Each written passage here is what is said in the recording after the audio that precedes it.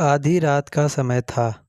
रोज की तरह एक बुजुर्ग शराब के नशे में अपने घर की तरफ जाने वाली गली से झूमता हुआ जा रहा था। रास्ते में एक खंबे की लाइट जल रही थी। उस खंबे के ठीक नीचे एक 15 से 16 साल की लड़की पुराने फटे कपड़े में डरी सहमी सी अपने आंसू पोंछते हुए खड़ी थी।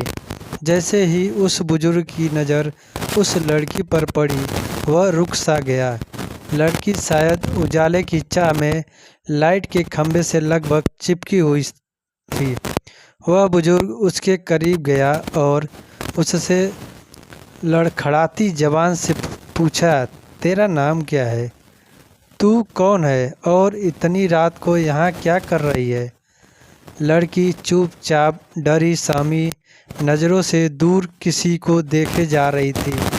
उस बुजुर्ग ने जब उस तरफ देखा जहाँ लड़की देख रही थी, तो वहाँ 4 लड़के उस लड़की को घूर रहे थे। उनमें से एक को वो बुजुर्ग जानता था। लड़का उस बुजुर्ग को देखकर झेप गया और अपने साथियों के साथ वहाँ से चला गया। लड़की उस शराब के नशे में बुजुर्ग से भी सशंकित थी, फिर भी उसने हिम्मत करके बताया, मेरा नाम रूपा है, मैं अनाथ आश्रम से भाग आई हूँ। वो लोग मुझे आज रात के लिए कहीं भेजने वाले थे। दबी जुबान से बड़ी मुश्किल से वह कह पाई, बुजुर्ग क्या बात करती है तू? अब कहाँ जाएगी? लड़की, नहीं मालूम। बुजुर्ग, मेरे घर चलेगी? लड़की मन ही मन सोच रही थी कि ये शराब के नशे में है और आधी रात का समय है, ऊपर से ये शरीफ भी नहीं लगता है।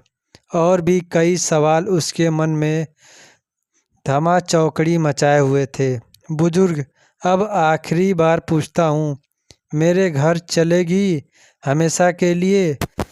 बदनसीबी को अपना मुकद्दर मान बैठी, गहरे गुप्त अंधेरे से घबराई हुई सब कुछ भगवान के भरोसे छोड़कर लड़की ने दबी कुचली जुबान से कहा, जी हाँ। उस बुजुर्ग ने झट से लड़की का हाथ कसकर पकड़ा और तेज कदमों से लगभग उसे घसीटते हुए अपने घर की तरफ बढ़ चला। वो नशे में इतना धुत था कि अच्छे से चल भी नहीं पा रहा था।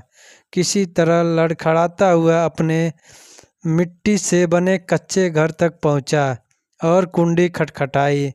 थोड़ी ही देर में उसकी पत्नी ने दरवाज़ा खोला और पत्नी कुछ बोल पाती कि उससे पहले ही उस बुजुर्ग ने कहा, ये लो संभालो इसको, बेटी लेकर आया हूँ। हमारे लिए अब हम बाज नहीं कहलाएंगे, आज से हम भी औलाद वाले हो गए। पत्नी की आंखों से खुशी के आंसू बहने लगे और उसने उस लड़की को अपने सीने से लगा लिया। दोस्तों, अगर कहानी अच्छी लगी हो तो सब्सक्राइब और लाइक ज़रूर करें।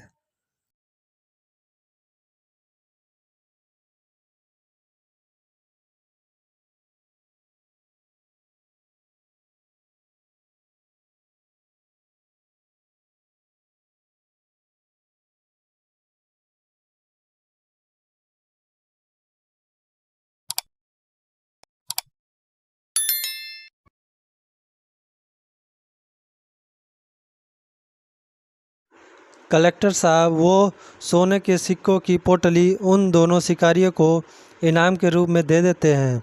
दोस्तों, कहानी अच्छी लगी हो तो वीडियो को लाइक और सब्सक्राइब ज़रूर करें।